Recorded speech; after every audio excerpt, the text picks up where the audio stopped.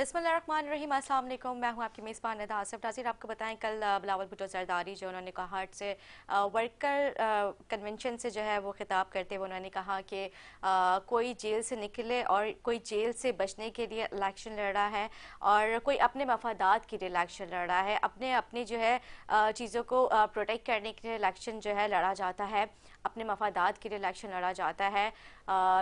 हम इलेक्शन लड़ते हैं आवाम के लिए, आवाम की जो है बेहतरी के लिए, किस तरह से हमने काम करना है।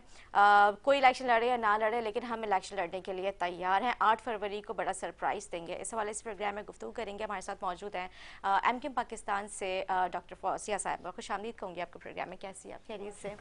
बिलावल भुट्टो जरदारी साहब तो मैदान में कूद पड़े और वो कहते हैं कि सब अपने अपने मफादात के लिए इलेक्शन लड़ रहे हैं। आप क्या कहती हैं इस हवाले से? औज़ुबिल्लाहिमिनश्शैतानिर्रजीम बिस्मिल्लाहिर्रहमानिर्रहीम। सबसे पहले तो आपका बहुत शुक्रिया, आपको भी बहुत शुक्रिया मदद करने का। दूसरा, बिलावल साहब जो हैं वो जितनी एनर्जी लगा रहे हैं, ये जो गुफ्तगू वो कर रहे हैं, मैं ये समझती हूँ कि वो एनर्जी अगर आवाम की भलाई के लिए लगाते, वो सारी एनर्जी उनके जो करप्ट मिनिस्टर्स बैठे हुए हैं उन पे, उनका एहतसाब करने पे लगाते तो बहुत अच्छा होता। सही। उनकी एक रिवायती सियासतदान है वो, और अपनी उस रवायत से, जो करप्शन की रवायत है, उससे बाहर नहीं निकल रहे। सही। अगर वो थोड़ा सा भी कुछ सोच लेते तो मेरे ख्याल में जिस तरह से पीपल्स पार्टी की गवर्नमेंट ने सिंध का खून चूसा है, तो मेरे ख्याल में वो ज़्यादा बेहतर होता। हमें अच्छा लगता है और हम आज यहाँ बैठ के डिस्कस करते हैं कि वो एक यंग सियासतदान आया है और उसने बड़े अच्छे काम करने शुरू किए। तो वो सिर्फ एक पॉलिटिकल पॉइंट स्कोरिंग कर रहे हैं, बल्कि अभी उन्हीं के जो है घर का जो है भेती रावनवार साहब ने बहुत सारी बातें बताई हैं। तो मेरे ख्याल में मुझे और आपको अब जो है इस चीज़ पे कोई उबाम होना नहीं चाहिए कि पीपल्स पार्टी क्या करती रही है। ये अपनी पूरी मशीनरी, गवर्नमेंट की मशीनरी इस्तेमाल करती रही अपने मफादात के लिए। ये गवर्नमेंट की मशीनरी इस्तेमाल करती रही अपने बिजनेस को फ्लरिश करने के लिए। मैं ये कहती हूँ कि जो 700 अरब का रावनवार साहब ने जो इल्ज़ाम लगाया है, जिसमें बहुत ज़्यादा सच्चाई भी मौजूद है, इसका बिल्कुल बिलावल साहब आएँ और बताएं कि ये 700 अरब कैसे उनका बाहर गया है। सही बात है। बिलावल भुट्टो साहब ये बताएं जो वो ये कह रहे हैं कि उनके जाली अकाउंटों में जो है वो वहाँ से चीज़ें होती थी। इवन बिलावल का ये जो हाउस है उसका जो केक है वो भी जाली अकाउंटों से उनके पैसे होते थे। तो ये प्लीज़, और वो लोग जिनको हम देखते थे कि कल वो छोटी सी कॉल्टों में घूमा करते थे, आज बड़े बड़े गाड़ियों में वो घूमते हैं। तो इसका एहतसाब होना चाहिए और तमाम चीज़ों को छोड़ें। इलेक्शन उनको लड़ना है क्योंकि उनको अपनी जेब जो खाली हुई है थोड़ी सी, उसको दोबारा से भरना है।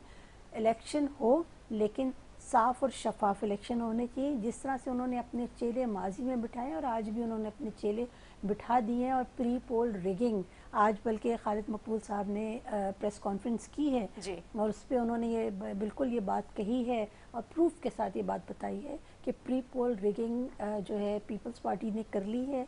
उन्होंने पूरा सेज तैयार कर लिया है, लेकिन इंशाल्लाह जहाँ भी वो इस किस्म की हरकतें करेंगे एमकेएम को सामने पाएंगे। अच्छा, और इलेक्शन कमिश्नर से भी मेरे ख्याल से कुछ तहफ़्फ़ुज़ात हैं एमकेएम पाकिस्तान को। जी देखिए, इलेक्शन चौहान साहब जो हैं वो इनके पेड वर्कर हैं। हमने तहफ़्फ़ुज़ात दिए। ऐसा कैसा हो सकता है कि एक भी हमारी बात को एड्रेस ना किया जाए, और पीपल्स पार्टी ने जो बातें की हैं वो सारी की सारी उन्होंने ठीक कह दी हैं और उनको एड्रेस कर लिया है।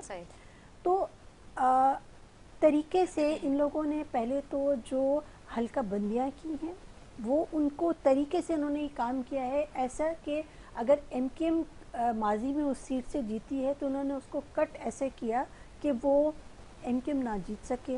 उन्होंने पीपल्स पार्टी को सामने रख के हल्का बंदियाँ की हैं। तो जब आपने एक पार्टी को सामने रख के हल्का बंदियाँ करनी है तो फिर इलेक्शन करवाने का फ़ायदा क्या? सही बात है। ये देखिए नाजिर साहब, मेरे और आपके जो हम टैक्स देते हैं, इनके पैसे से इलेक्शन होते हैं। बिल्कुल। तो इस पैसे को मैं ये समझती हूँ, इसको हलाल करें, और एक एग्ज़ाम्पल सेट करें कि इस बार कम से कम इलेक्शन जो है हमने बहुत मेहनत की है।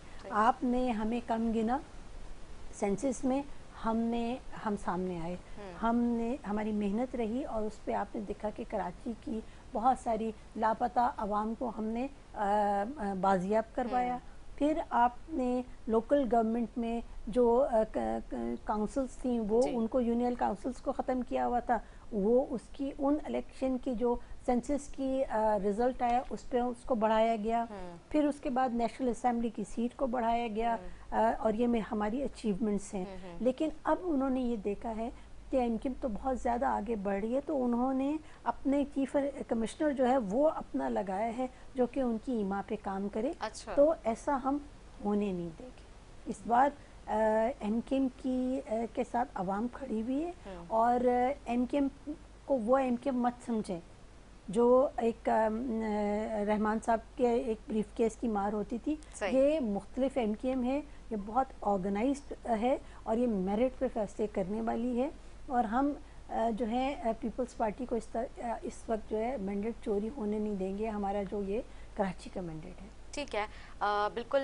इसके साथ साथ जो है, क्योंकि जिस तरह से हमने देखा कि प्रेस कॉन्फ्रेंस जो है मुत्तहदा की जानिब से भी की गई, उसमें ख्वाजा इज़हारुल हसन साहब जो उन्होंने कहा कि सिंध को अगर खुशहाल करना है तो पीपल्स पार्टी से जान छुड़ानी होगी और ख़ानदानी सियासत जो है उसका ख़ात्मा करना होगा। तो ये मतलब ख़ानदानी सियासत जो है, जिस तरह से हम देख रहे हैं बिलावल भुट्टो साहब और उससे पहले उन्हीं के तरफ उनका इशारा था मेरे ख्याल से। देखिए, एमक्यूएम हमेशा से मौरूसी सियासत के ख़िलाफ़ है। सही। हम ये समझते हैं कि कोई भी ऐसा शख्स जो कि पाकिस्तानी शहरी है और वो पढ़ा लिखा है और वो प्रोग्रेसिव सोच रखता है और वो ये समझता है कि उसके आने से मुल्क के में तब्दीली आएगी, ठीक, उसको पॉलिटिक्स करने का हक हासिल है। सही। अगर मैं किसी भी पॉलिटिकल पार्टी से मेरा ताल्लुक़ है, आज अगर मैं कारकुन हूँ तो मेरा हक है कि कल मैं ज़िम्मेदार हूँ बड़े ओहदे पे और मेरा ये हक है कि कल मैं पार्टी को लीड भी करूँ अगर मेरे अंदर इतनी क्वालिटीज़ मौजूद हैं। ये क्या बात हुई कि आप एक पार्टी में काम करते हैं, आप दिन रात मेहनत करते हैं, लेकिन आप पार्टी का हेड नहीं बन सकते। जब आपकी पॉलिटिकल पार्टीज़ के अंदर आपके डेमोक्रेसी नहीं है, अगर वो आपको बर्दाश्त नहीं करते, तो वो ऐसे लोग जब असेंबली में जाएंगे वहाँ क्या डेमोक्रेसी करेंगे।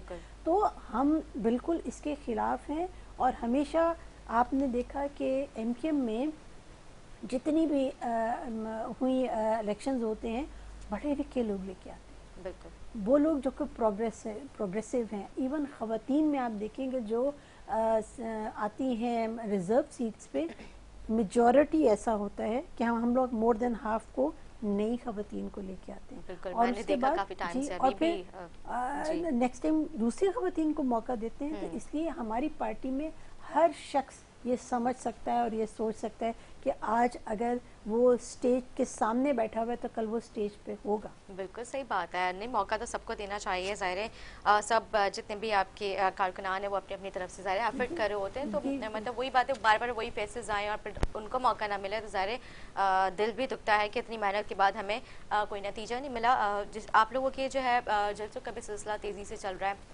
कॉर्नर मीटिंग्स भी चल रही हैं, मीटिंग्स जो है इत्तेहाद के हवाले से भी चल रही हैं, साथ मिल के इलेक्शन लड़ने की भी तैयारियां की जा रही हैं। सुन्नी तहरीक वालों से भी कल मुलाकात हुई थी आप लोगों की, तो वहाँ पे जो है इलेक्शन के हवाले से मेरे ख्याल से साथ मिलकर आप लोग इलेक्शन लड़ने जा रहे हैं, ऐसी है? देखिए, हमने इस बार ये सोचा है, सबसे पहले तो मैं नून लीग से स्टार्ट करूँगी कि जो हमने नून लीग से हमारी जो गुफ्तगू हुई है और उसकी वजह से तमाम पॉलिटिकल पार्टीज हमारे साथ आके बैठना शुरू हो गई। सही।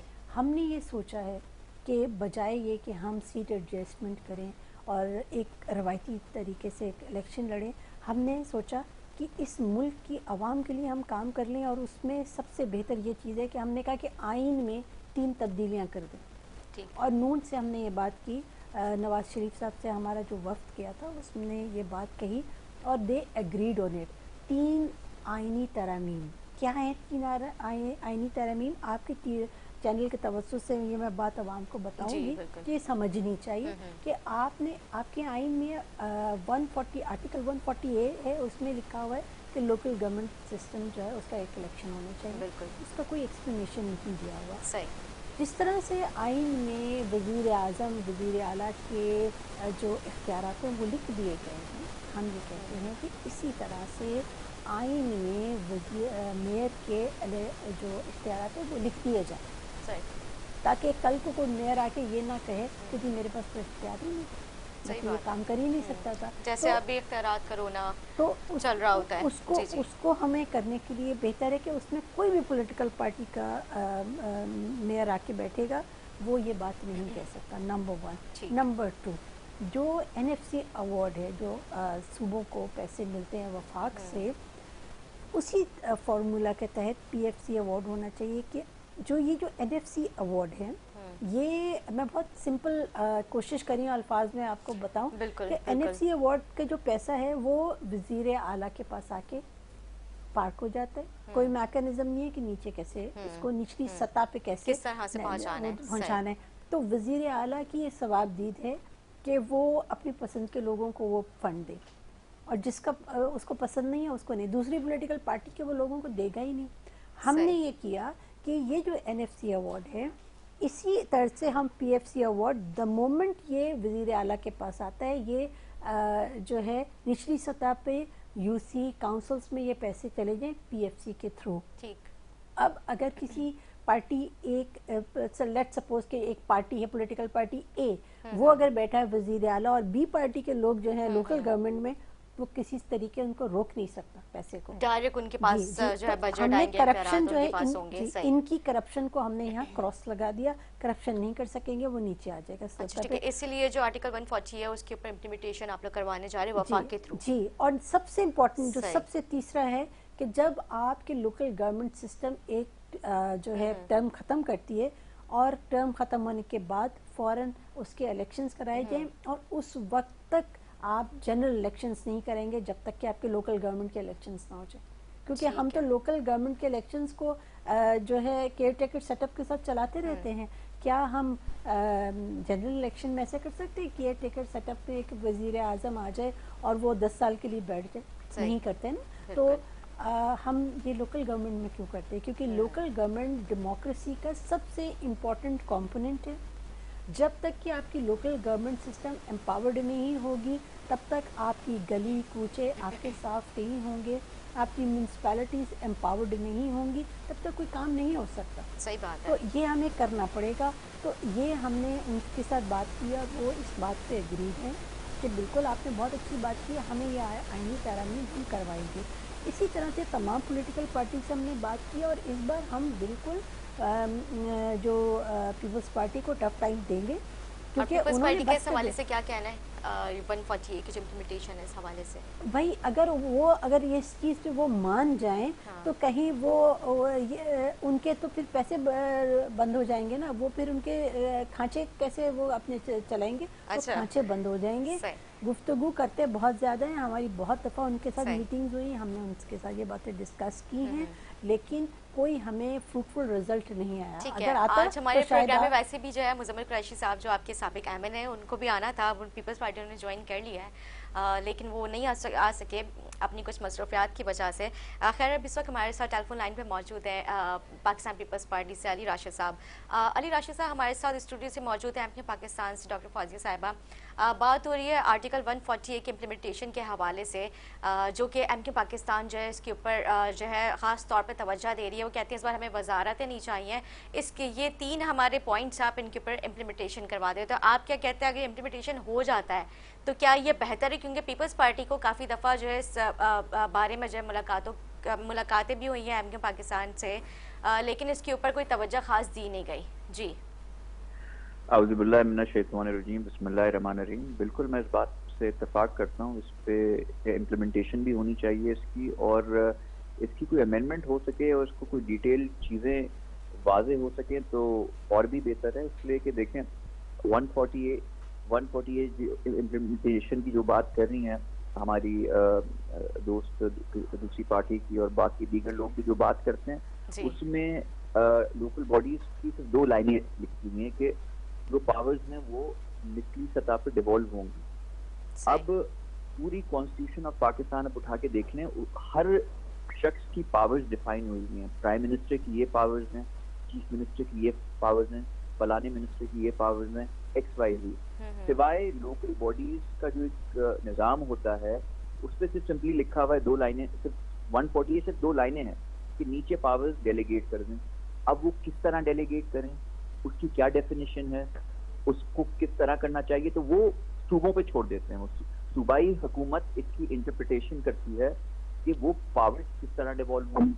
अगर हम बैठ के एक मैकेनिज्म बना लें कि मेयर जो है उसको ये इख्तियारात देने जो इस दफा हमने दिए। मुर्तज़ा वहाब साहब जब से आए हैं, वाटर बोर्ड भी जो है मेयर के अंडर आ गया है, सॉलिड वेस्ट भी मेयर के अंडर आ गया है, तो हमने तो सब चीजें दे दी है मेयर को। और पुलिस भी किसी हद तक मेयर को रिपोर्ट करती है कि क्या इलाके में चीजें हो रही हैं, तो डिवॉल्व तो चीजें हो चुकी हैं। मगर आर्टिकल 148 बाय सेल्फ अगर कोई मुझसे या मेरी पार्टी से या जनरल एक डिबेट करे कि 148A जो आर्टिकल है इसको इम्प्लीमेंट करें, तो मेरा सवाल बनता है उस पर तो सिर्फ 2 लाइनें हैं।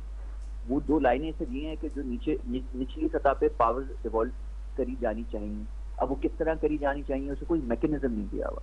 वो जो है मैं बिल्कुल इस पे मैं भी इसमें हामी बढ़ता हूँ और मैं भी कन्विंस्ड हूँ कि इसको मजीद डिफाइन करना चाहिए कि अगर डिवॉल्व करें तो कैसे करें, वरना ये तो बहस चलती रहेगी। वो कभी हमारे जो दोस्त हैं सेटिस्फाई होंगे, चाहे हम दूध और शहद की नहरें भी बहा दें, उनको हमेशा कोई ना कोई खामी दिखेगी उस चीज में। तो वो डेफिनेशन अगर क्लियर हो जाए तो फिर बिल्कुल बेहतरी आएगी। आपके कहने का मकसद है उसको डिटेल में जो है लिखा जाए, वो 2 लाइनें नहीं लिखी जाए। बिल्कुल ऐसा ही। ठीक है, आप ऑन कॉल पे मौजूद रहिएगा। मैं फौजी साहब आपके पास फिर से आऊँगी।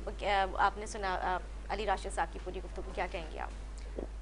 सबसे पहले तो मेरी जानिब से अली राशिद भाई को अस्सलाम वालेकुम। मेरे बहुत प्यारे भाई हैं और अच्छा लगता है जब कोई शख्स अच्छी गुफ्तगू करे। बिल्कुल। और देखिए ये मेरे और आपके लिए ही ये काम हम करना चाह रहे हैं और उन्होंने इस चीज़ को अग्री किया है, बहुत अच्छी बात है। मैं समझती हूँ कि उनको अपने कायदीन से भी ये बात डिस्कस करनी चाहिए। कम से कम आर्टिकल 140A पे हम सबको इकट्ठा हो जाना चाहिए। और अगर हम आज इकट्ठे नहीं होंगे तो फिर ये भूल जाएं कि आपके मुल्क में ट्रू डेमोक्रेसी राइज हो सकती है। तो ये आपने एक सियासी इख्तलाफात हो सकते हैं, बिल्कुल तमाम पॉलिटिकल पार्टीज के आपस में इख्तलाफात हो सकते हैं, लेकिन अगर आप एक हेल्दी डिबेट करवाएंगे तो ज़्यादा बेहतर है। हमने माजी में भी ये बात की और पीपल्स पार्टी की तरफ से अगर अली राशिद भाई जो है ये बात कर रहे हैं तो बिल्कुल इनको चाहिए अपनी क़यादत से बात करें और सीरियस डायलॉग होना चाहिए इसके ऊपर। बिल्कुल बिल्कुल ठीक कह रहे हैं आप। अच्छा अली राशिद साहब, पीपल्स पार्टी जो है वो जिस तरह से काफ़ी जो है तनकीद करती हुई नज़र आ रही है और काफ़ी दफ़ा ये भी कहा गया है कि जिस तरह से कि हम मतलब जेल से मतलब जेल के हवाले से भी जिक्र किया गया, क्योंकि कल जो है बिलावल भुट्टो जरदारी जो कोहाट में जलसे से वर्कर्स कन्वेंशन से जो वो खिताब कर रहे थे, उन्होंने कहा कि कुछ लोग अपनी जो है मतलब सज़ाओं के लिए को माफ़ कराने के लिए जो है वो इलेक्शन लड़ते हैं, कुछ लोग जेल से बचने के लिए करते हैं, कुछ लोग अपने मफादात के लिए करते हैं। लेकिन पीपल्स पार्टी वाहिद पार्टी ऐसी है जो आवाम के लिए करती है, मतलब इलेक्शन लड़ती है। तो किस तरफ इशारा था, किन जमातों की तरफ इशारा था? देखिए वो एक मोटी उन्होंने बात की थी। अब इशारा किस तरफ था तो हमें तो ख्याल से मेरी उनसे डायरेक्ट इस टॉपिक पे बात नहीं हुई है। उनका इशारा मैं उनसे मिलूंगा तो पूछ लूंगा किस तरफ था, मगर मुझे जो लग रहा है उनकी बातों से, जो आपको भी समझ जाना चाहिए, आई थिंक ये एक ही शख्स हैं पाकिस्तान में जिनके सब सियासतदानों पे केसेस चल रहे हैं, सब केसेस खुले हुए हैं, मगर एक शख्स इसके नैब केसेस बंद भी कर रहा है और अपील करने की तो दूसरी बात है, केसेस वापस ले रहा है और हर केस में उनको क्लियरेंस मिलती जा रही है। जो खासतौर से लंदन से लेके आए और उनको VIP प्रोटोकॉल मिला, उनको पुलिस वालों ने सलूट मारा, हमारे फॉर्मर प्राइम मिनिस्टर मियां साहब, शायद उनकी तरफ इशारा था कि उनको जब हम लेवल प्लेइंग फील्ड की बात करते हैं तो थोड़ा लग रहा है कि कहीं से उनको कोई सपोर्ट ऐसी मिल रही है जहाँ इदारे थोड़ा उनको प्रेफरेंस दे रहे हैं या उनको ट्रीटमेंट ऐसी मिल रही है जो बाकी लोगों को नहीं मिल रही। बाकी तो अपने केसेस सब फेस कर रहे हैं कोर्ट में, मगर एक शख्स ने जो केसेस आप हर रोज मैं देखता हूँ कोई ना कोई केस ब्रेकिंग न्यूज चलता है, उनका केस बंद कर दिया, नैब ने केस वापस ले लिया, इसने किसी कोर्ट में किसी इसने अपील नहीं की। तो बस मेरे ख्याल से उसी तरफ ही इशारा होगा, अगर जो मैं समझता हूँ। अच्छा, ठीक है, सही है। मतलब जिस तरह से अभी राशिद साहब ने कहा कि सिर्फ एक ही शख्स का ही उन्होंने बार बार जिक्र किया और उन्हीं की तरफ बार बार जो है मतलब दोबारा से जो है मतलब तनकीद भी की जाती है कि मतलब वो जब आए एयरपोर्ट पे, नवाज शरीफ साहब की बात कर रही हूँ, साबिक वज़ीर आज़म, उनको इतना प्रोटोकॉल क्यों दिया, और उसके बाद उनके केसेस जो बार बार मतलब ये भी कहा जाता है कि उनके केसेस में उनको रिलीफ दिया जा रहा है। इतने सारे केसेस जो थे उनके वो ख़त्म हो गए। तो क्या आइंदा आने वाले जो इंतखाबात हैं, क्या उसमें, क्योंकि आपको पता है जिस तरह से पीपल्स पार्टी भी ये बातें कहती हुई नज़र आती है कि इलेक्शन ये सिलेक्शन होता है, तो इस बार भी क्या कोई सिलेक्शन होने जा रहा है? देखिए, हमारी कोशिश तो यही होगी कि ये इलेक्शन हो। और हमने आज जो हमारी प्रेस कॉन्फ्रेंस है उसमें आपने देखा कि खालिद मकबूल भाई जिस तरह से बात कर रहे थे, हम कंसर्न हैं इस बात पे, क्योंकि हर बार अगर आपने सिलेक्शन ही करना है तो फिर आप इलेक्शन करवाते क्यों हैं? सही बात है। मैं तो ये समझती हूँ हाँ, कि इतना आप बजट वो राज्य में आवाम का टैक्स जो है जी वो इस तरह से बिल्कुल, फिर वेस्ट नहीं करना वो चाहिए पैसा ना। वेस्ट नहीं करें, वो आपकी और काम के लिए लगा दें। कम से कम फिर ये है कि आपके जो पसंदीदा लोग हैं उनको आप ले आइए, अपने चहेतों को ले। आपने लास्ट इलेक्शन में अपने चहेते को लाके देख लिया कि उसने ईंट से ईंट बजा दी आपकी मईशत की, उसने ईंट से ईंट बजा दी आपकी ख्वाहिशात की, आपके हकूक़ की। तो अगर इसी तरह होता रहेगा तो फिर मेरे ख्याल में हम सारे सियासतदानों को अब बंद करना चाहिए और कोई और काम करना चाहिए, सियासत छोड़ देनी चाहिए। बिल्कुल ठीक। मतलब अगर इस वाकई इसी तरह से, क्योंकि हम जिस तरह से अगर कहा जा रहा है कि मतलब अगर सिलेक्शन का ही हमने जो है वो निज़ाम लेके चलना है, तो फिर इतनी मेहनत और इतनी जो है वो बजट वगैरह बिलावजह में सबसे वेस्ट करने की ज़रूरत ही क्या है। मैं अली साहब आपके पास आऊँगी, क्योंकि ज़ाहिर मुझे पता है आपकी मसरूफियात है, आपने अपना टाइम दिया। इलेक्शन की तैयारियाँ किस तरह से चल रही हैं? क्या आपको लगता है कि 8 फरवरी को ही इलेक्शन होंगे, या फिर ये जो तारीखें चेंज होती हुई नज़र आ रही है? देखिए, मैं पुरुमीद हूँ कि 8 फरवरी को हो जाए इलेक्शन। और मेरे हिसाब से तो जिस पेस पे इलेक्शन कमीशन काम कर रहे हैं, डिलिमिटेशंस टाइम पे होगी, इनफैक्ट टाइम से पहले ही होगी। और बाकी सब चीज़ें आरओ की प्रपोजल्स जाना, नोटिफिकेशन वगैरह जो होनी है, टाइम पे ही सब चीज़ें हो रही हैं। मुझे तो उम्मीद है कि टाइम पे ही हो जाएगी। अगर थोड़ा 19-20 हुआ, थोड़ा ऊपर नीचे होगा, मगर मेरे हिसाब से टाइम पे हो जाना चाहिए। एटलीस्ट मैं तो ये होपफुल हूँ। और आपको जैसे देखेगा कि पीपल्स पार्टी जो है काफ़ी ऑन ग्राउंड है, अपनी इलेक्शन की तैयारी कर रही है और लीडिंग फ्रॉम द फ्रंट। हम सबसे ज़्यादा पीपल्स पार्टी है जो चाह रही है कि टाइम पे इलेक्शन हो जाए, इसलिए कि आपने देखा होगा कुछ पार्टीज ने एतराज़ लगाया कि बलूचिस्तान और केपी में हालात ठीक नहीं है, तो वहाँ इलेक्शन इस वजह से इलेक्शन को डिले किया जाए। तो from leading from the front, Bilawal साहब जो हमारे चेयरमैन हैं, उन्होंने जाके पहले क्वेटा में जलसा किया बलूचिस्तान में, फिर जाके लोअर डीर, पेशावर और केपी में जलसे अपने किए, just to give a message कि देखें, आप यहाँ इलेक्शन नहीं करवाने की बात कर रहे हैं, मैं तो यहाँ जलसे कर रहा हूँ। जहाँ आप कह रहे हैं हालात ठीक नहीं, तो हालात ठीक है, आप करवाएं इलेक्शन। तो हमें उम्मीद है कि टाइम पे हो जाए। और बिल्कुल मैं अपनी बहन फौजिया बाजी से बिल्कुल एग्री करता हूँ कि पहले मैं सॉरी मुझे पता नहीं था ये ऑनलाइन है, इसलिए कि मुझे आपने एकदम से ले लिया था। तो मेरी बहुत ही टैलेंटेड काबिल बहन है, बहुत अच्छा हमने टाइम गुजारा है colleague MNA in the parliament. बिल्कुल दुरुस्त फरमा रही हैं कि ये पैसे, इससे बेहतर सिलेक्शन ही करना है। तो आपने जो ये 27 अरब रुपए, 27 अरब एक अमाउंट होता है पाकिस्तान से, पता नहीं कितने अस्पताल बन सकते हैं, कितनी कॉलेजेस बन सकते हैं, कितनी रोडें, पानी मिल सकता है लोगों को। 27 अरब रुपए जो इलेक्शन कमीशन को आपने दिए इलेक्शन करवाने के, तो सिलेक्शन ही करना है, तो फिर वो कहीं और लगा दें पैसे और सिलेक्शन कर लें, इलेक्शन नहीं करवाएं। ठीक है, बहुत शुक्रिया राशिद साहब आपका। फौजी साहिबा, अली राशिद साहब ने भी बिल्कुल ठीक कहा कि जिस तरह सिलेक्शन के हवाले से अभी बात की, और इसके अलावा उन्होंने कहा कि नहीं हो सकता उसी ही डेट पर जो है इलेक्शन जो है करवाए जाएँ। लेकिन जो है उन्होंने साथ में, मैं ये देख रही हूँ कि पीपल्स पार्टी जो है इस चीज़ को भी मतलब कहती हुई नज़र आ रही है कि पीपल्स पार्टी तो इलेक्शन के हर तरह से है, लेकिन और जमातें इलेक्शन के लिए अभी भी प्रिपेयर नहीं है। नहीं, ऐसा नहीं है, वो नहीं चाहते कि इलेक्शन हो। नहीं, ऐसा नहीं है, इलेक्शन हो, लेकिन मैं ये समझती हूँ साफ और शफाफ इलेक्शन हो। सही सही। अगर थोड़ा सा डिले भी होता है कि हम उनको, तो उसमें कोई मुज़ाहिका नहीं है। आप इलेक्शन करवा दें और साफ शफाफ नहीं हो तो उसका फ़ायदा नहीं है। हाँ बिल्कुल। क्योंकि एक बहुत बड़ी एक्सरसाइज होती है। और अगर मुत्तहदा कौमी मूवमेंट को आप देखें तो बिल्कुल हम तो तैयार बैठे हैं। हमारे 29 टाउन हैं, हम अपने 29 टाउन्स में मीटिंग्स कर रहे हैं, कॉर्नर मीटिंग्स हैं, बड़े जलसे हैं, इंटरेक्टिव सेशंस हो रहे हैं हमारे जो कन्वीनियर्स एंड डिप्टी कन्वीनियर्स के साथ हो रहे हैं। और बिल्कुल आवाम में हम बैठे हैं और वेट कर रहे हैं इलेक्शन का, क्योंकि मैं ये समझती हूँ कि इलेक्शन हो जाए।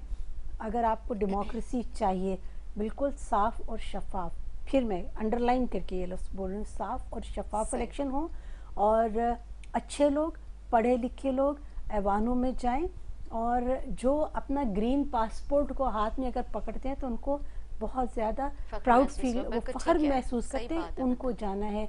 वो लोग ना जाएं जो कि खुद तो यहाँ बैठे हुए इलेक्शन लड़ते हैं और उनकी पूरी फैमिली बाहर बैठी हुई है। वो लोग ना जाएं कि जो खुद तो यहाँ बैठे हैं, अपने बच्चों को बाहर पढ़ा रहे हैं। तो वो लोग जिनका इंटरेस्ट इस मुल्क में है, जो लोग यहाँ जिनका ओढ़ना बिछोना ये मुल्क है, उनको इलेक्शंस बिल्कुल कॉन्टेस्ट करने चाहिए। और मेरी ये दुआ है अच्छे इलेक्शंस हो, अच्छे लोग आएँ और आवाम के ज़ख्मों पे मरहम रखने वाले लोग। ठीक है। अच्छा, जिस तरह से इलेक्शन करीब आ रहे हैं, आप लोगों की जो है ज़ाहिर आप लोग डिफरेंट जो है टाउन्स में भी जो है वो जलसा करते हुए नज़र आ रहे हैं। आवाम का किस तरह से जो है आवाम की किस तरह से सपोर्ट है आप लोगों को, और जो है क्या सिंध में बड़ा सरप्राइज़ देने जा रही है एमकेएम पाकिस्तान? देखिए इंशाल्लाह जिस तरह से हमारी मीटिंग्स हो रही हैं तमाम दीगर पॉलिटिकल पार्टीज़ के साथ, हमारी जो मीटिंग्स हैं, इम्पॉर्टेंट मीटिंग्स हो रही हैं, कहीं हम सीट एडजस्टमेंट कर रहे हैं और कहीं मुख्तलिफ मतलब बड़े फ़ैसले कर रहे हैं। बिल्कुल आपको सरप्राइज़ मिलेगा एमकेएम की तरफ से। और चलते चलते ये ज़रूर कहूँगी कि अल्हम्दुलिल्लाह अल्लाह ताला ने जो एमकेएम को जो इज़्ज़त दी है, ये पार्टी जहाँ जिसके साथ खड़ी हो जाती है उसकी हुकूमत बना देती है और जहाँ से हट जाती है उसकी हुकूमत गिर जाती है। तो बिल्कुल हम अगली हुकूमत में भी इतने ही अहम जगह पे होंगे और उस अहम जगह पे जाने के बाद फिर आवाम के लिए आइन में हमने तब्दीलियां कर दी हैं। ठीक है। कल आपकी ही जमात मेरे पास आए हुए थे, एक आपके ही सीनियर जो है वो रहनुमा है, उन्होंने भी यही कहा कि अगर अगली हुकूमत बनानी है तो आर्टिकल 140A के ऊपर इम्प्लीमेंटेशन करवा दे, तो अगली हुकूमत जो है हम जो है उनके जो भी जमात है हम सब लोग मिलके जो है वो साथ में बनाएंगे। तो मैंने कहा ये तो खैर बहुत ही ज़रूरत है, बुनियादी ज़रूरत है इस वक्त जो है 140A जो है वो बहुत ज़रूरी है। और अगर ये नहीं होता तो खैर ये तो ज़ाहिर सी बात है सूबे के साथ ज़्यादती है। बिल्कुल सूबे के साथ ज़्यादती है। और उसके बाद देखिए इसका जो हम आर्टिकल 140A को जिस तरह से हम कह रहे हैं कि 3 आईनी तरमीम करें, उसका फ़ायदा आपके पंजाब में बैठे हुए लोगों को भी है, आपके KPK में भी है, और बलूचिस्तान में है। सिंध तो हमें तो खुशी होगी कि ये सिंध से इनिशिएटिव लिया गया है। और इसमें सबसे बड़ी बात कि आपकी आवाम जो है वो इस पे वो खुश होगी, उसको फ़ायदा होगा। हम ये कहते हैं कि आप पावर्स जो हैं वो एक जगह पार्क ना करें, अब डेवोल्यूशन ऑफ पावर पे हम यकीन रखें। ठीक है। और हो बिल्कुल ठीक है। और ये जो 140 है ये सिर्फ सिंध के लिए नहीं है, पूरे पाकिस्तान के अवाम के, पूरे पाकिस्तान में। ठीक है, आइन में ही इस चीज़ को जो है वो जो है डाल के तब्दील किया जाएगा आर्टिकल 140 है। मैं बहुत जी साहब आपका बहुत शुक्रिया अदा करूँगी, आपने अपना टाइम दिया। उम्मीद करती हूँ मेरे नाज़रीन को हमारा प्रोग्राम अच्छा लगा। इसी के साथ अपने मेज़बान अंदाज़ को इजाज़त, मुझे मेरे मेहमान को, मेरी टीम को दुआ में याद रखें। अल्लाह हाफ़िज़।